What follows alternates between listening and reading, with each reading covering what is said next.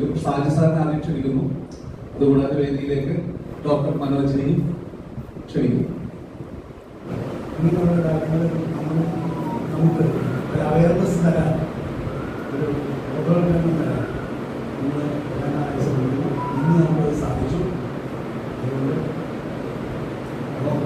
ആർദ്രമായ ഞങ്ങൾ അതിനെ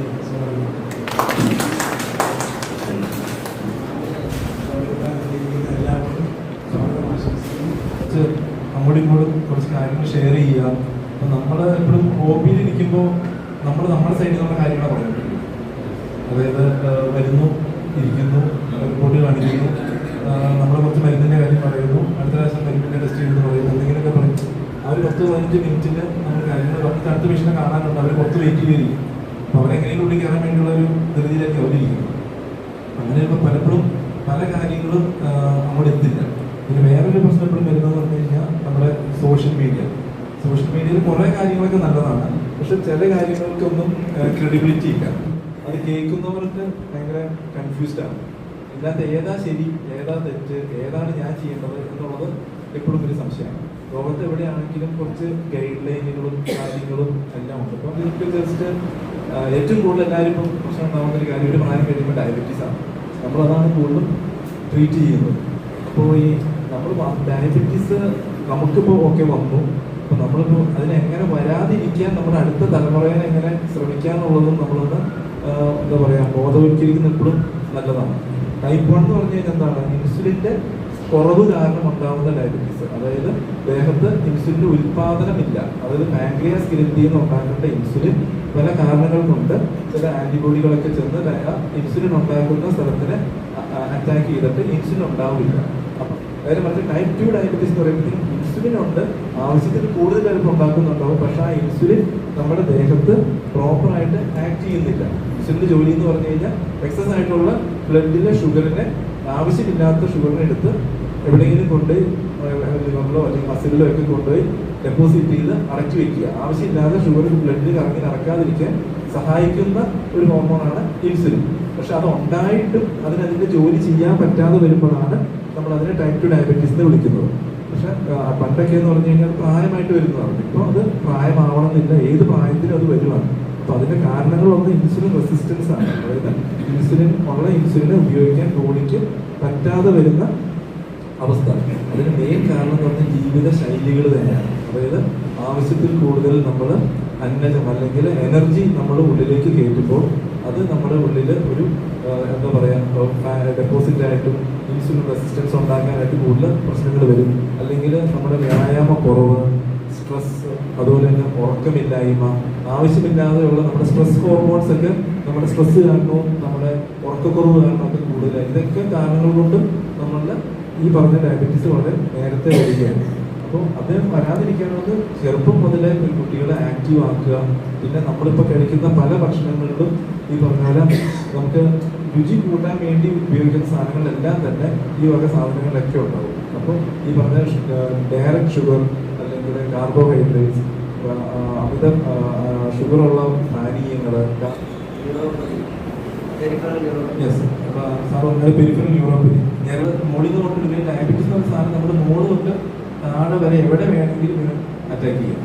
അപ്പോൾ കണ്ണ് നമ്മളെപ്പോഴും നെഗ്ലക്ട് ചെയ്യുന്ന കുറച്ച് സാധനങ്ങൾ നമ്മൾ കേട്ട് നമുക്ക് എല്ലാവരും കൂടുതൽ അവയർനെസ് ഉണ്ടാക്കുന്ന സാധനങ്ങൾ അറിയുള്ളൂ. അതായത് ഇവൻ നമ്മുടെ ഹാർട്ടിന് പ്രശ്നം ഉണ്ടാക്കും, കിഡ്നീനെ ബാധിക്കും, ഇവൻ നമ്മുടെ എന്താ പറയുക കിഡ്നി, ലിവർ, ഹാർട്ട് ഇങ്ങനെയുള്ള മെയിൻ ഓർഗനൊക്കെ ആയിരിക്കും നമ്മൾ ഓർക്കുന്നത്. പക്ഷെ നമ്മൾ മറന്നു പോകുന്ന അല്ലെങ്കിലും നമ്മൾ നെഗ്ലക്ട് ചെയ്യുന്ന ചില സാധനങ്ങൾ. അതായത് കണ്ണ്, അതായത് റെറ്റിനോപ്പതി. ഡയബറ്റീസ് ഉള്ള എല്ലാവരും വർഷത്തിലൊരിക്കൽ കണ്ണ് ചെക്ക് ചെയ്യണമെന്ന് നമ്മൾ പ്രത്യേകം പറയുന്നു. അത് പക്ഷേ കണ്ണിൽ മരുന്നൊഴിച്ച് ഒരു കണ്ണിന്റെ ഡോക്ടർ ചെക്ക് ചെയ്യുന്നു. അതായത് ഡയലേറ്റഡ് ആയിട്ട് റെറ്റിന എന്ന് പറയുന്ന നമ്മുടെ കണ്ണിന്റെ പാടേനെ ഡയബറ്റിക് ഉള്ളവരെല്ലാവരും വർഷത്തിലൊരിക്കൽ ചെക്ക് ചെയ്യണം. അതുപോലെ തന്നെ കണ്ണിന്റെ പ്രഷർ, ഈ ഗ്ലോക്കോമ, ഇതൊന്നും ചിലപ്പോൾ തുടക്കത്തിൽ നമുക്ക് അറിയാൻ പറ്റത്തില്ല. പെട്ടെന്ന് കണ്ണിന്റെ വിഷനൊക്കെ ബാധിച്ചു കഴിയുമ്പോൾ മാത്രമേ ചെല്ലുമ്പോഴത്തേക്കും പറയും ഇതൊക്കെ കുറേ നാളായിട്ട് ഉണ്ടാകുന്നതാണ്, നിങ്ങൾ അറിഞ്ഞില്ലേ എന്നായിരിക്കും ചോദിക്കുന്നത്. പക്ഷെ ആദ്യം നമ്മൾ ചിലപ്പോൾ നമുക്ക് ബുദ്ധിമുട്ടില്ലെങ്കിൽ നമ്മൾ ഇതൊന്നും അറിയത്തില്ല. അപ്പം അതിന്റെ റെറ്റിനോപ്പതി നമ്മൾ ചെക്ക് ചെയ്യണം. സ്കെയിലിംഗ്, അതായത് ഈ പല്ലിൽ ഒട്ടിപ്പിടിച്ചിരിക്കുന്ന ചെറിയ കാൽസ്യം ഡെപ്പോസിറ്റ് പോലെയുള്ള സാധനങ്ങൾ മോണയുടെ ഇതിൻ്റെ ഇടയിൽ നിൽക്കുന്നതെല്ലാം നമ്മൾ ക്ലീൻ ചെയ്യിക്കുക. അപ്പം അതിനാണ് നമ്മളൊരു ഹാർട്ടിന്റെ എക്കോ കാർഡിയോഗ്രാം അല്ലെങ്കിൽ ട്രെഡ്മിൽ ടെസ്റ്റ്. പിന്നെ നമ്മൾ ചുമ്മാ ഒരു ECG എടുക്കുമ്പോൾ നമ്മൾ ആയാസപ്പെട്ടിട്ടല്ല എടുക്കുന്നത്. നമ്മൾ ചുമ്മാ ഇരിക്കുന്ന ഒരു അവസ്ഥയിൽ നമ്മൾ പോയി ഒരു ECG എടുക്കുന്നു. ആ ECG എടുക്കുന്ന സമയത്ത് അത് നോർമലാന്ന് പറയുന്നത്. പക്ഷെ അതല്ല നമുക്ക് വേണ്ടത്. നമ്മുടെ ഹാർട്ട് റേറ്റ് ഒരു പരിധിയിൽ കൂടുതൽ കൂടുമ്പോൾ ECGയിൽ എന്തെങ്കിലും വേരിയേഷൻസ് വരുന്നുണ്ടോ എന്ന് അറിയാൻ വേണ്ടിയാണ് നമ്മൾ ഈ ട്രെഡ്മിൽ ടെസ്റ്റ് ചെയ്യണമെന്ന് പറയുന്നത്. ഒരു നമ്മളെല്ലാവരും നമ്മൾ കാറോ ബൈക്കോ എന്തെങ്കിലും ഉപയോഗിക്കുന്നുണ്ടെങ്കിൽ ആ കാറിന് എന്തെങ്കിലും ഒരു തകരാറുണ്ടാകുമ്പോഴല്ല അതിന്റെ പീരിയോഡിക് സർവീസിന് നമ്മൾ കൊണ്ടുപോകുന്നത്. നമ്മൾ അതല്ലാതെ തന്നെ അതിന്റെ സമയമാകുമ്പോൾ നമ്മൾ ആ കാറിന്റെ സർവീസിന് കൊണ്ടുപോകും. അതുപോലെ തന്നെ ഈ പറഞ്ഞൊരു ന്യൂറോപ്പതിയുടെ ഒരു പ്രശ്നം എന്താണെന്ന് വെച്ച് കഴിഞ്ഞാൽ വൺസ് ഡയബറ്റിക് പെരിഫറൽ ന്യൂറോപ്പതി വന്നു കഴിഞ്ഞാൽ അതിന് നമുക്കൊരു അളവിൽ അവിടെ പിടിച്ചു നിർത്താനേ പറ്റത്തുള്ളൂ. അതിനെ ട്രീറ്റ് ചെയ്ത് നോർമൽ ആക്കിയാൽ അത് ഉള്ളവർക്ക് അല്ലെങ്കിൽ വീട്ടിലുള്ളവർക്കെങ്കിലും ഉണ്ടെങ്കിൽ അറിയാം ഈ ഒരു ന്യൂറോളജിസ്റ്റിൻ്റെ അടുത്തോ അല്ലെങ്കിൽ നമ്മളൊക്കെ ആണെങ്കിലും അതിന്റെ ബുദ്ധിമുട്ടുകൾക്കുള്ള മരുന്നുകൾ ഇങ്ങനെ ഡോസേജ് മാറ്റി തിരിച്ചു കൊടുക്കുന്നുണ്ട്. ചിലപ്പോൾ അതിനെ ട്രീറ്റ് ചെയ്ത് മാറ്റാൻ ബുദ്ധിമുട്ടാണ് ഈ പെരിഫറൽ ന്യൂറോപ്പതി വന്നു കഴിഞ്ഞാൽ. അപ്പോൾ ഈ പറഞ്ഞ റെറ്റിനോപ്പതി, ന്യൂറോപ്പതി, അതുപോലെ കിഡ്നിയുടെ കാര്യം പറയുകയാണെങ്കിൽ നമ്മൾ എല്ലാവരും ക്രിയാറ്റിൻ എല്ലാവർക്കും അറിയാം. ഇപ്പോൾ ഒരു അവയർനെസ് ഉണ്ട് ഈ മൈക്രോ ആൽബുമിനെ കുറിച്ച്. ഡയബറ്റീസ് ഉള്ളവർ 6 മാസത്തിലൊരിക്കലെങ്കിലും മൂത്രത്തിൽ പ്രോട്ടീൻ പൊടിയുന്നുണ്ടോ എന്നുള്ളത് ചെക്ക് ചെയ്ത് നോക്കണമെന്ന് പറയും. നമ്മുടെ നെഫ്രോപ്പതിയുടെ കാരണം എന്ന് പറയുന്നത് പ്രോട്ടീൻ ലീക്കാണ്. അപ്പോൾ ഈ പ്രോട്ടീൻ ലീക്ക് ഉണ്ടോ എന്ന് അറിയാൻ വേണ്ടി നമ്മൾ യൂറിൻ ഒന്ന് ടെസ്റ്റ് ചെയ്ത് നോക്കുമ്പോൾ micro albumin, urine albumin creatine ratio എന്ന് പറയുന്നൊരു ടെസ്റ്റ് നമ്മൾ ചെയ്ത് നോക്കിയാൽ നമുക്ക് അറിയാൻ പറ്റും മൂത്രത്തിൽ പ്രോട്ടീൻ പൊടിയുന്നുണ്ടോ എന്നുള്ളത്. പിന്നെ ആൾക്കാരുള്ളൊരു സംശയം കൊളസ്ട്രോളിന് മരുന്ന് കഴിക്കണോ വേണ്ടയോ എന്നൊരു സംശയം ഇപ്പോഴും എല്ലാവരും കാണുകയും കൊളസ്ട്രോളിന് മെഡിസിൻ കൊടുക്കണോ എന്ന് ഇപ്പോൾ കൊളസ്ട്രോൾ ടെസ്റ്റ് ചെയ്തു അവിടെ കഴിച്ചോ എന്നല്ല നമ്മൾ പറയുന്നത്. നമ്മൾ അതിൻ്റെ ചില സ്കോറിംഗ് സിസ്റ്റം ഒക്കെ ചെയ്ത് നോക്കും. അതായത് ഒരാൾക്ക് ആ മരുന്ന് കഴിക്കേണ്ട ആവശ്യമുണ്ടോ, അപ്പോൾ അതായത് അയാളുടെ പ്രഷറും ഷുഗറും അയാളുടെ പ്രായവും എല്ലാം കണക്കിലെടുത്തിട്ട് നമ്മൾ ഒരു സ്കോർ സിസ്റ്റം ഉണ്ട്. ആ സിസ്റ്റം അതിനകത്ത് നമ്മൾ പറയും ഓക്കെ ഇത്ര വേണമെങ്കിൽ കൊടുക്കണം എന്നത്. പിന്നെ ഈ എന്തിനാണ് കൊളസ്ട്രോളിന്റെ മെഡിസിൻ കഴിക്കണമെന്ന് വെച്ച് കഴിഞ്ഞാൽ കൊളസ്ട്രോളിന്റെ ആ വാല്യൂസ് കുറച്ച് വെക്കാൻ വേണ്ടിയല്ല നമ്മൾ കൊളസ്ട്രോളിന്റെ മെഡിസിൻ കഴിക്കുന്നത് എന്നുള്ളതാണ് നമ്മൾ ആദ്യം മനസ്സിലാക്കേണ്ട ഒരു കാര്യം. കൊളസ്ട്രോളിന്റെ മെഡിസിൻ എന്തിനാണെന്ന് വെച്ച് കഴിഞ്ഞാൽ കൊളസ്ട്രോളിന്റെ മെഡിസിൻ ഒരു ഇതെന്ന് പറഞ്ഞാൽ നമ്മുടെ രക്തക്കുഴലിൻ്റെ ഉള്ളിൽ അടവുകൾ, അതാണോ നമ്മുടെ എല്ലാവർക്കും ഈ ഹാർട്ടിൻ്റെ ഒക്കെ ബ്ലോക്ക് വരുന്നു എന്നുള്ള ടെൻഷൻ. അപ്പോൾ ഈ ബ്ലോക്കുകൾ വരാതിരിക്കാനുള്ള ഒരു അല്ലെങ്കിൽ അതിനെ പ്രൊട്ടക്ട് ചെയ്യാനുള്ള ഒരു കഴിവ് എപ്പോഴും കൊളസ്ട്രോളിന്റെ മെഡിസിൻ ഉണ്ട്. ചില ആൾക്കാരിൽ കൊളസ്ട്രോളിന്റെ മെഡിസിൻ പ്രശ്നം ഉണ്ടാക്കാറുണ്ട്. അത് ഉണ്ടാക്കുന്നതെന്ന് പറഞ്ഞു കഴിഞ്ഞാൽ കൊളസ്ട്രോൾ ഏറ്റവും കൂടുതൽ പ്രശ്നം ഉണ്ടാക്കുന്നത് മസിലുകളെ ചിലപ്പോൾ കൊളസ്ട്രോളിന്റെ മെഡിസിൻ ചിലർക്ക് മസിലിന്റെ ബുദ്ധിമുട്ട് ഉണ്ടാക്കാം. ചിലർക്ക് വളരെ ചെറിയ ചില ആൾക്കാർക്ക് ചിലപ്പോൾ ഈ പറഞ്ഞ ഫാറ്റി ലിവറിന്റെ പ്രശ്നം ഉണ്ടാക്കാം. പിന്നെ വേറെ എന്തെങ്കിലും ഞാൻ തന്നെ പറഞ്ഞ എന്തെങ്കിലും സംശയങ്ങളുണ്ടെങ്കിൽ അതായിരിക്കും കുറച്ചും കൂടി നല്ലതെന്ന് തോന്നുന്നു. ആർക്കെങ്കിലും എന്തെങ്കിലും ചോദ്യങ്ങളുണ്ടോ? സ്ട്രോക്ക് ഡയബറ്റീസും വളരെ ബന്ധപ്പെട്ട് കിടക്കുന്നതാണ്. നമ്മൾ നേരത്തെ പറഞ്ഞ പോലെ തന്നെ അതായത് ഡയബറ്റീസ് നമ്മുടെ രക്തക്കുഴലുകളെയാണ് അഫക്റ്റ് ചെയ്യുന്നത്. ബേസിക്കലി നമ്മുടെ രക്തക്കുഴലുകൾ നമ്മൾ ഈ മൈക്രോവാസ്കുലർ, മാക്രോവാസ്കുലർ, അതായത് കുഞ്ഞു രക്തക്കുഴലുകൾ, വലിയ രക്തക്കുഴലുകൾ. കുഞ്ഞു രക്തധമനികൾ എന്ന് പറയുന്നതാണ് ഈ പറഞ്ഞ നമ്മുടെ കണ്ണിൻ്റെ ഉള്ളിലുള്ള കുഞ്ഞതാണ്, എന്താ പറയുക കിഡ്നിയിലേക്ക് പോകുന്നത്. ഇതൊക്കെ മൈക്രോ, അതായത് കുഞ്ഞു കുഞ്ഞു രക്തക്കുഴലുകളാണ്. ഈ വലിയ രക്തക്കുഴലാണ് മെയിനായിട്ട് കാലിലേക്ക് രക്തം പോകുന്നത്, ബ്രെയിനിലേക്ക് രക്തം പോകുന്നത്, ഇങ്ങനെയുള്ള സാധനങ്ങൾ. ഇവിടെ എല്ലാം ഇത് അഫക്റ്റ് ചെയ്യുന്നത് എന്താണെന്ന് വെച്ച് കഴിഞ്ഞാൽ ഷുഗറിന്റെ അതിപ്രസരം കാരണം ചെറിയ ചെറിയ ബ്ലോക്കുകൾ ഈ പറഞ്ഞ രക്തക്കുഴലുകളാക്കി വരും. അതായത് രക്തക്കുഴലിൻ്റെ ഉള്ളിൽ ചെറിയ ചെറിയ വിള്ളലുകൾ വരിക. ആ വിള്ളൽ വരുമ്പോൾ അത് ഇപ്പം നമുക്കിവിടുത്തൊരു എന്താ ലീക്ക് വന്നു കഴിഞ്ഞാൽ നമ്മൾ എന്താ ചെയ്യുക, ലീക്കിന് നമ്മൾ അടയ്ക്കും. അതുപോലെ തന്നെ ഈ ബ്ലഡ് വെസലിൻ്റെ ഉള്ളിൽ ചെറിയ ചെറിയ ലീക്ക് വരുമ്പോൾ ബോഡി തന്നെ അവിടെ ഈ ആ ബ്ലോക്ക് ആ ലീക്കിങ്ങിനെ അടയ്ക്കുകയോ ചെയ്യുന്നത്. ആ അടയ്ക്കുന്നതാണ് പിന്നീട് ബ്ലോക്കുകളായിട്ട് വരുന്നത്.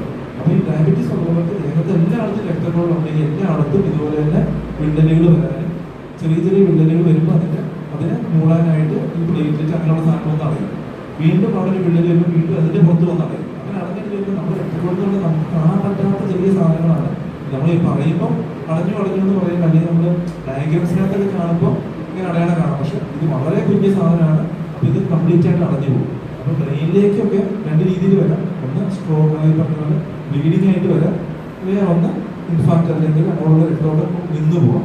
അപ്പോൾ മിക്കപ്പോഴും നമ്മൾ കൂടുതൽ കാണുന്നത് ഇൻഫാക്റ്റ് അല്ലെങ്കിൽ ഒരു ഭാഗത്തേക്കുള്ള രക്തോട്ടം നിന്നു പോകുന്നതാണ്. അപ്പോൾ എന്ന് വെച്ചാൽ ഈ ഏതെങ്കിലും ഇപ്പോൾ നമ്മുടെ വലതുവശത്തേക്കുള്ള ബ്രെയിനിലേക്കുള്ള സർക്കുലേഷനകത്താണ് പറഞ്ഞത്. അപ്പോൾ നമുക്ക് സ്ട്രോക്ക് വന്നിട്ട് ഒരു സൈഡ് പെട്ടെന്ന് തളർന്നു പോകാൻ വീക്ക്നെസ് വരിക എന്നൊക്കെ പറഞ്ഞു. ഇത് ഡയബറ്റീസ് ഉള്ളവരിൽ വരാനുള്ള സാധ്യത സാധാരണ ഡയബറ്റീസ് ഇല്ലാത്ത ഒരാളെക്കാളും 4-5 മടങ്ങ് സാധ്യത കൂടുതലാണ്. അതായത് പ്രഷർ ഒരു സൈലന്റ് കില്ലറാണ്. ചിലപ്പോൾ നമ്മളതൊന്നും അറിയില്ല. ഇവർ നമ്മുടെ കിഡ്നിയിലെയും ഹാർട്ടിനെയൊക്കെ പതുക്കെ പെട്ടെന്ന് ഒരു സുപ്രഭാതത്തിൽ നമ്മുടെ ബി പി കൂടിയാൽ നമുക്ക് സിംറ്റംസ് തലവേദന അല്ലെങ്കിൽ അസ്വസ്ഥത എന്നൊക്കെ പറഞ്ഞ് ഹോസ്പിറ്റലിൽ പോകും. ചിലപ്പോൾ കുറച്ച് നാൾ ബി പി കുറച്ച് 140 ആവും, പിന്നെ 160 ആയി, പിന്നെ 180. അങ്ങനെ വരുമ്പോൾ ചിലപ്പോൾ നമ്മൾ ഓട്ടിലൊക്കെ 200 അടുപ്പിച്ച് ബി പി ഒക്കെ ഇരിക്കുന്നത് ചുമ്മാ ഒന്ന് കൂളായിട്ടിരിക്കുന്ന നമ്മൾ കാണാം. എന്തായാലും ബി പി 1 ലക്ഷം ബി ആണെന്ന് നമുക്ക് ടെൻഷൻ കൺഫ്യൂഷൻ വരും. ഇയാളുടെ ബി പി തന്നെ ആണോ അത് അറിയുന്ന പോലും ഇല്ല. നേരെ മറിച്ച് നമ്മുടെയൊക്കെ ബി പി ആണ് ചിലപ്പോൾ ഒറ്റ ദിവസം കൊണ്ട് 200 ചിലപ്പോൾ അപ്പം തന്നെ ഉള്ളിൽ സ്ട്രോക്ക് പോലെയൊക്കെ വരാം. പക്ഷെ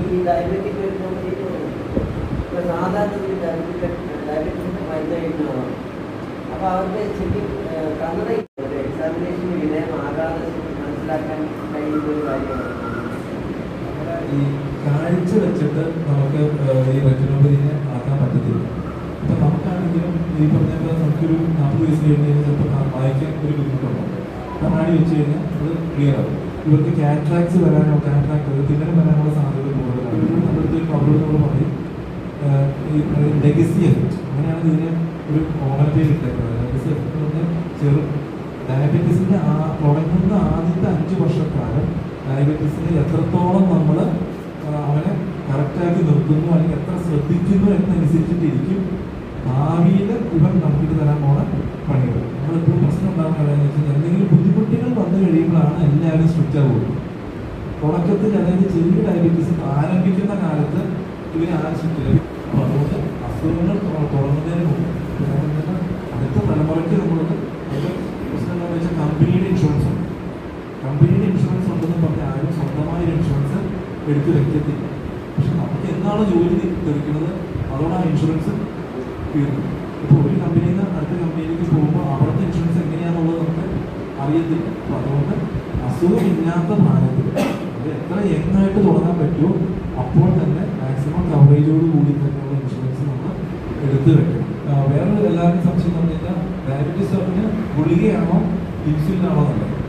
അപ്പോൾ എല്ലാവരും ചോദിക്കുന്ന ചോദ്യമാണ് ഗുളിക കഴിച്ച് കഴിഞ്ഞാൽ കിഡ്നി പോകില്ല, അപ്പോൾ ഗുളിക കഴിക്കണോ ഇൻസുലിനാണോ നല്ലത്?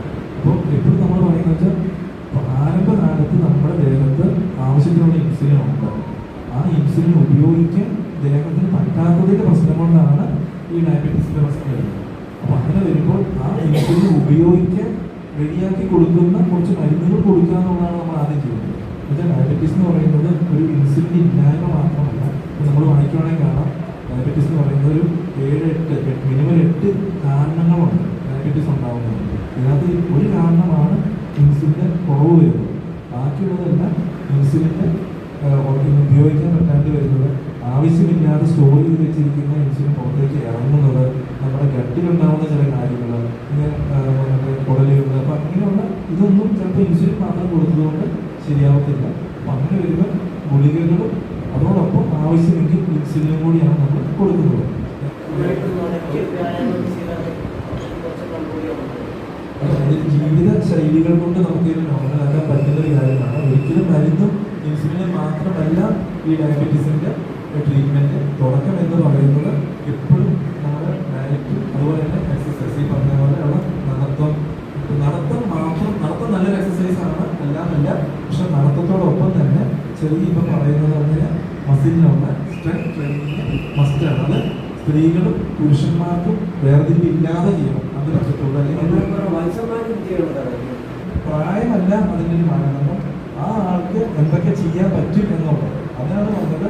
ആ ആളുടെ ചെയ്യാൻ പറ്റും നമ്മുടെ കാർഡിയക് ഫിറ്റ്നസ്, അതായത് ഈ പറഞ്ഞ ഹാർട്ടിൻ്റെ എക്കോ, ട്രെഡ്മിൽ ടെസ്റ്റ്, അങ്ങനത്തെ ചിലപ്പോൾ മുട്ടുവേദനയുള്ള ആൾക്കാരുണ്ടാവും, തേയ്മാനമുള്ളവർ. അവരോട് എന്നും പോയി രാവിലെ ഒരു 10 മിനിറ്റ് അല്ലെങ്കിൽ 15 മിനിറ്റ് കിടന്ന് ഓടാനോ ചാടാനോ പറഞ്ഞാൽ നടക്കില്ല. ഇരുന്നുകൊണ്ട് തന്നെ ചെയ്യുന്ന എക്സസൈസുകളുണ്ട്. കഞ്ഞി കഴിക്കാതെ എക്സസൈസ് ഡയറ്റ് മാത്രം ചെയ്തിട്ട് കാര്യമില്ല. നേരെ മറിച്ച് അപ്പുറത്ത് ഇപ്പോൾ മരുന്ന് മാത്രം എടുത്തിട്ട് രണ്ടും കൂടി അതിൻ്റെ ഒരുപാട് സമാസമമായിട്ട് കൊണ്ടുപോയാൽ മാത്രമേ നമുക്കതിൻ്റെ നല്ലൊരു ഗുണം കിട്ടത്തുള്ളൂ. ഇത് പിന്നെ എല്ലാവർക്കും ഒരു സംശയമാണ് നമ്മൾ കഴിക്കുന്ന ഭക്ഷണത്തിനകത്ത് എന്തൊക്കെയാണ് നമുക്ക് കഴിക്കാൻ പറ്റുക. നമ്മൾ പറയുന്നത് ഗ്ലൈസീമിക് ഇൻഡെക്സ് എന്ന് പറഞ്ഞൊരു വാർത്ത നമ്മൾ. അതായത് ഒരു 100 ഗ്രാമിൻ്റെ ഒരു സാധനം കഴിച്ചാൽ നമ്മുടെ ദേഹത്ത് ഉണ്ടാകുന്ന ഷുഗറിൻ്റെ സ്പൈക്ക് അത് ഒരു പഴവർഗ്ഗങ്ങൾ കഴിക്കുകയാണെങ്കിൽ തന്നെ പല പഴവർഗ്ഗങ്ങൾക്കും നല്ലതാണ്. ഈ ദോശ, ഇഡ്ഡലി ഇതിനൊക്കെ എന്ന് പറഞ്ഞു കഴിഞ്ഞാൽ നല്ല ഭക്ഷണങ്ങളാണ്. ഇങ്ങനത്തെ ഭക്ഷണം കഴിച്ച് കഴിഞ്ഞാൽ ഉച്ചയാകുമ്പോഴത്തേക്കും വിശക്കും, ചിലർക്ക് വിറയ്ക്കാൻ തുടങ്ങും. പക്ഷേ 2-2.5 മണിക്കൂർ കഴിയുമ്പോഴത്തേക്കും ഈ സാധനങ്ങൾ കംപ്ലീറ്റ് ആയിട്ട് ദഹിച്ചു പോകും. അതുകൊണ്ടാണ് പറയുന്നത് എപ്പോഴും നമ്മൾ എപ്പോഴും എന്ത് ഭക്ഷണം കഴിക്കുമ്പോഴും അതിൻ്റെ കൂടെ കുറച്ച് ഫൈബറും പ്രോട്ടീനും ഒക്കെ വേണം. അപ്പോൾ അങ്ങനെ വരുമ്പോൾ നമ്മൾ ഭക്ഷണം കഴിച്ചു, അതിൻ്റെ പുറകെ നമ്മൾ കുറച്ച് ഫ്രൂട്ട്സ് കഴിച്ചു, കാരണം ഇന്ന് പെട്ടെന്ന് നമ്മൾ ഷുഗർ കൂടുകയും ചെയ്യും, അതുപോലെ കുറയുകയും ചെയ്യും. അത് വരാതിരിക്കാനായിട്ട് നേരത്തെ കൊടുക്കുകയാണെങ്കിൽ നല്ലതായിരിക്കും. അതുപോലെ തന്നെ നമ്മളിപ്പോൾ ദോശ ഇഡ്ഡലിയൊക്കെ കഴിക്കുന്നതിൻ്റെ കൂടെ നമുക്ക് ഒരു മുട്ട, അതുപോലെ തന്നെ കുറച്ച് വെജിറ്റബിൾസ്, അങ്ങനെ എന്തെങ്കിലും കുറച്ച് കൂടി ചേർത്ത് കഴിക്കുകയാണെങ്കിൽ ഒരു ബാലൻസ്ഡ് ആയി. അത് കാർബോഹൈഡ്രേറ്റ്, അത് നമ്മൾ ഈ പറഞ്ഞ സാധനം അരിയാഹാരം കാർബോഹൈഡ്രേറ്റ് ആണ്. പിന്നെ ഏതൊരു മനുഷ്യനും എനർജി വേണമെങ്കിൽ കാർബോഹൈഡ്രേറ്റ് വേണം, അതിൽ നിന്നാണ് സോഴ്സ് കിട്ടുന്നത്. പക്ഷെ അത് മാത്രം പോലെ അതിനെ സപ്പോർട്ട് ചെയ്യാനായിട്ടുള്ള കുറച്ച് ഫൈബറും പ്രോട്ടീനും കൂടി നമുക്ക് വേണം. ഒരു മസിൽ ബിൽഡപ്പിനോ ഇതിനൊക്കെയായിട്ട് നമുക്ക് പ്രോട്ടീൻ വളരെ ആവശ്യമാണ്. ചുരുക്കമാണ് മുട്ട കഴിച്ചാൽ കൊളസ്ട്രോൾ കൂടും, പ്രശ്നമാകുന്നൊക്കെ. അങ്ങനെയല്ല, ദിവസം 1-2 മുട്ട മൊത്തമായിട്ട് കഴിച്ചാൽ ഒരു കുഴപ്പവും, 1-2 വരെ മുട്ട മൊത്തമായി കഴിച്ചാൽ ഒരു കുഴപ്പമില്ല.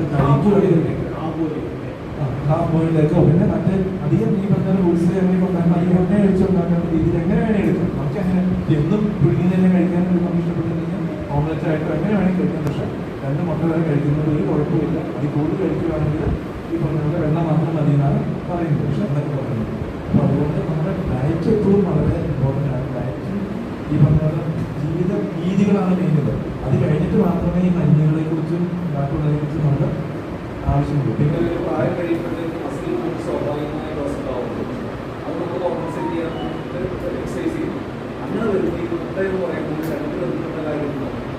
4 മുട്ടയല്ല, 4 കൂടുതൽ കഴിക്കുന്നതുകൊണ്ട് തെറ്റില്ല. 2 മുട്ട മാത്രം നമുക്ക് മൊത്തത്തിൽ കഴിച്ചാൽ മതി. അതുകൊണ്ട് മുട്ടയുടെ വെള്ളയാണെങ്കിൽ നമുക്ക് അതിൽ കൂടുതൽ കഴിക്കാം. അതായത് വർക്കൗട്ട് അനുസരിച്ചിട്ട് നമുക്ക് ഒരാൾക്ക് 0.8 തൊട്ട് 1 ഗ്രാം അല്ലെങ്കിൽ 1.2 gram per kg body weight, അതായത് 70 കിലോ ഉള്ള ഒരാൾക്ക് മിനിമം ഒരു 50-നും 70-നും ഇടയിൽ ഗ്രാം പ്രോട്ടീൻ ഒരു ദിവസം നമുക്ക് കിട്ടണം. ഒരു മുട്ടയിൽ നമുക്ക് ആ കിട്ടുന്ന 4-5 ഗ്രാമേ കിട്ടത്തുള്ളൂ. 2 മുട്ട നട്ട്സിൽ നിന്നും കിട്ടും.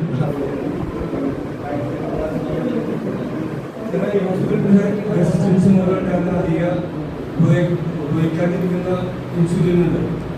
അത് ക്യാൻസർ സെല്ലിനെ ബൂസ്റ്റ് ചെയ്യുന്ന ഒരു സ്റ്റഡിയിൽ ഇങ്ങനെ പറയുന്നത് കേൾക്കുന്നുണ്ട്. രണ്ടാമത്തേത് നമ്മുടെ കാലിലെ മസിൽസും ഈ ഹാർട്ടും തമ്മിലുള്ള ബന്ധം. ഇൻസുലിൻ എന്ത് സാധനങ്ങളെ നന്നായിട്ട് വളർത്തും. അപ്പോൾ ഈ ക്യാൻസർ ഉള്ള കോശങ്ങൾക്ക് പോലും ഉറങ്ങിക്കിടക്കുന്ന അല്ലെങ്കിൽ ചെറിയ കോശങ്ങളെ പോലും ഈ പറഞ്ഞ ഇൻസുലിൻ്റെ അളവ് കൂടുമ്പോൾ അതിനെ നന്നായിട്ട് വളർത്തി വിടുന്നതാണ് പറയുന്നത്. അതുകൊണ്ട് തന്നെ ഡയബറ്റീസ് ഉള്ളവർക്ക് ക്യാൻസർ വരാനുള്ള സാധ്യതയും അത് കൂടാനുള്ള സാധ്യതയും കൂടുതലായിട്ടുണ്ടെന്നാണ് പറയുന്നത്. അതാണ് ഇൻസുലിൻ റെസിസ്റ്റൻസിൻ്റെ ഒരു കാര്യം പറയുന്നത്. ഇൻസുലിൻ ഉള്ളതെന്ന് പറഞ്ഞാൽ കാലിൻ്റെ മസിൽ എന്ന് പറഞ്ഞു കഴിഞ്ഞാൽ നമ്മുടെ പെരിഫറൽ ഹാർട്ട് എന്നാണ് അതിനെ വിളിക്കുന്നത്. ഈ കാലിൻ്റെ കാഫ് മസിൽ നമ്മൾ വിളിക്കുന്നത് പെരിഫറൽ ഹാർട്ട്.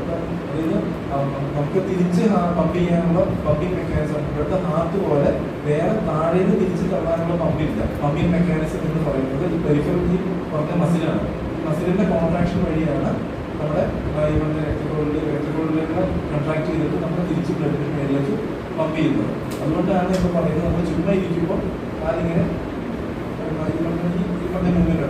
ഈ മസിലിനെ അടക്കി വിടുവാണെങ്കിൽ അതുകൊണ്ട് തന്നെ നല്ല രീതിയിലുള്ള ഷുഗർ കൺട്രോൾ നമുക്ക് കിട്ടും എന്നാണ് പറയുന്നത്. അപ്പോൾ അതിന് മറ്റേ മെഡിസിൻ ചില ആൾക്കാർക്ക് HbA1c താഴെ നിൽക്കുന്നു, ഷുഗർ എപ്പോഴും കൂടി നിൽക്കുന്നു. അത് ഇങ്ങനെ അങ്ങോട്ടും ഇങ്ങോട്ടും നമുക്ക് അതിനെ കണക്ട് ചെയ്യാൻ പറ്റാണ്ട് വരുമ്പോൾ നമ്മൾ ഈ ഒരു ഗ്ലൂക്കോസ് മോണിറ്ററിംഗ് സിസ്റ്റം എന്ന് പറയുന്ന സംഭവം കിട്ടും. അതായത് 24 മണിക്കൂറും നമ്മുടെ ഷുഗറിനെ അളക്കുന്ന ഒരു ചിപ്പാണ്. അപ്പോൾ അത് കറക്റ്റ് എക്സാക്റ്റ് വാല്യൂ അറിയാനല്ല, പക്ഷെ ഇതിൻ്റെ ട്രെൻഡ് അറിയാൻ പറ്റും. അതായത് ഡേ ടൈമിൽ ഇത് നോർമൽ ആയിരുന്നു, രാത്രി ഇത് ഉറക്കത്തിൽ കുറഞ്ഞു പോയിട്ടാണ് കൂടിപ്പോയത്, നമ്മൾ കഴിക്കുന്ന മരുന്നിൻ്റെ ഡോസ് കൂടുതലാണോ കുറവാണോ, നമ്മൾ അറിയാത്ത സമയത്ത് ഷുഗർ കുറഞ്ഞു പോകുന്നുണ്ടോ ഉറക്കത്തിൽ, ഇങ്ങനെ പല കാര്യങ്ങളും നമുക്ക് ഇതിൽ നിന്ന് മനസ്സിലാക്കാൻ പറ്റും. 10 വർഷം മുമ്പ് നബിക്കാട് എന്നുള്ള ഒരു ഗുളിക എൻ്റെ കൂടെ കൂടിയതാണ്. ഇത് കാരണം കണ്ടുപിടിക്കാൻ പറ്റാതെ വരുന്ന പ്രശ്നമാണ് പ്രൈമറി ഹൈപ്പർ ടെൻഷൻ. പക്ഷെ സെക്കൻഡറി ഹൈപ്പർ ടെൻഷൻ എന്ന് പറയുമ്പോൾ എന്തെങ്കിലും കാരണമുള്ള ഹോർമോണൽ പ്രശ്നങ്ങളുണ്ടോ അല്ലെങ്കിൽ ദേഹത്തുള്ള എന്തെങ്കിലും പ്രശ്നങ്ങൾ ഉണ്ടാകുമ്പോൾ വരുന്ന സെക്കൻഡറി ഹൈപ്പർ ടെൻഷൻ എന്ന് പറയുന്നത് അത് എന്തെങ്കിലും വേറൊരു വിഭാഗമാണ്. ഇത് ഞാൻ പറഞ്ഞ സൈലന്റ് കില്ലർ എന്ന് പറഞ്ഞ പോലെ ഈ BP കൂടി നിൽക്കുമ്പോൾ, അതായത് നോർമലിൽ നിന്നും അതായത് എല്ലാവർക്കും പറയും 120/80 ആണ് നോർമലി ഉള്ള BP എങ്കിൽ എല്ലാവരും 120/80 നിൽക്കണമെന്നില്ല. മനസ്സിന് ബുദ്ധിമുട്ട് വന്നാൽ ഇത് നമ്മൾ എങ്ങനെ നമ്മൾ ക്രിയേറ്റ് ചെയ്യുന്നത്, എങ്ങനെ നല്ല രീതിയിൽ മുന്നോട്ട് കൊണ്ടുപോകാൻ പറ്റും? നമ്മുടെ ഏത് അസുഖമാണെങ്കിലും അത് നമ്മുടെ മനസ്സിന് ബന്ധപ്പെട്ടാണ് കിടക്കുന്നത്. അതൊരു കുറയ്ക്കാൻ പറ്റുന്ന വലിയൊരു മാർഗം എന്ന് പറയുന്നത് ഒരു പ്രോപ്പറായിട്ടുള്ള എക്സസൈസിലൂടെയും എല്ലാം നമുക്ക് പറ്റുന്നതാണ്. നല്ല രീതിയിലുള്ള ഒരു ഉറക്കം കിട്ടാതെ, നല്ല രീതിയിലുള്ള ഒരു സമാധാനപരമായ ഒരു ജീവിതം കിട്ടാതെ നമ്മൾ ബാക്കി എന്തൊക്കെ ചെയ്തിട്ടും, ഇപ്പൊ ഞാൻ ഈ പറഞ്ഞ ഡയബറ്റീസിന്റെ മരുന്ന് കൊടുത്തിട്ടോ പ്രഷറിന്റെ മരുന്ന് കൊടുത്തിട്ടോ ഒന്നും ഒരു കാര്യമില്ല.